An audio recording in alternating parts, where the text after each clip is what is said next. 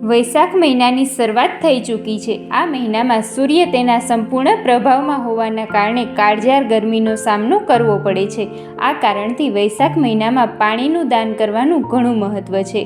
વૈશાખ મહિનો ધાર્મિક કાર્યોની દ્રષ્ટિએ પણ ખૂબ જ વિશેષ માનવામાં આવે છે।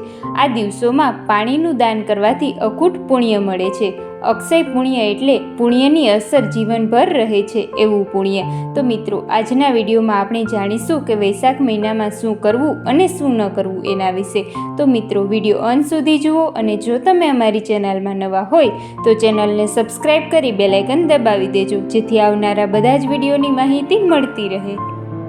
તો મિત્રો, ચાલો આપણે જાણીએ હવે કે વૈશાખ મહિનામાં કયા કયા કામ કરવા જોઈએ। તો મિત્રો, આ મહિનામાં બને એટલા પાણીનું દાન વધુ કરો। તમે ક્યાંય પણ પરબ લગાવી શકો છો।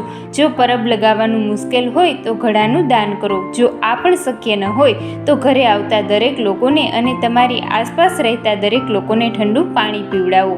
દરરોજ સવારે શિવલિંગ પર ઠંડુ જળ ચડાવો અને ઓમ નમઃ શિવાય મંત્રનો જાપ કરો। આ પછી શિવલિંગ પર ચંદનનો લેપ લગાવો। ત્યારબાદ મંદિરમાં વૃક્ષો વાવો અને તેની સંભાળ રાખવાનો સંકલ્પ લ્યો। ત્યારબાદ જરૂરિયાતમંદ લોકોને છત્રી, ચપ્પલ, કપડાં અને અનાજનું દાન કરો। ત્યારબાદ તમારા ઘરમાં સ્થાપિત બાળ ગોપાળની મૂર્તિને ઠંડા પાણીથી અભિષેક કરો અને ભગવાન વિષ્ણુ અને મહાલક્ષ્મીની વિશેષ પૂજા કરો।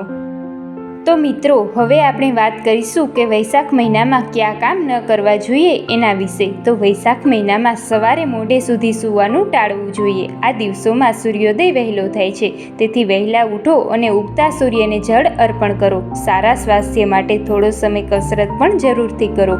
જો તમે ઉઠવામાં મોડું કરશો તો ગરમી વધી જશે અને તમને કસરત કરવાનું મન પણ થશે નહીં। ત્યારબાદ ભોજન પ્રત્યે બેદરકાર ક્યારેય ન રહો। ઉનાળામાં પૂરતા પ્રમાણમાં પાણી જરૂરથી પીવું। એવી વસ્તુઓ ખાવો જે પચવામાં સરળ હોય। બને ત્યાં સુધી તાજો ખોરાક ખાવો ખૂબ જરૂરી છે। વાસી ખોરાક ખાવાનું ટાળવું જોઈએ, કારણ કે ગરમીના કારણે ખોરાક ઝડપથી બગડી જાય છે। ત્યારબાદ ઉનાળામાં તડકામાં વધુ ફરવાનું ટાળવું જોઈએ। જો તમે તડકામાં જવું તમારે જરૂરી હોય તો તમે છત્રી સાથે પણ જઈ શકો છો। મિત્રો, આવા જ અવનવા અને ધાર્મિક વિડીયો જોવા માટે અમારી ચેનલને સબસ્ક્રાઈબ જરૂરથી કરી લેવી। ધન્યવાદ।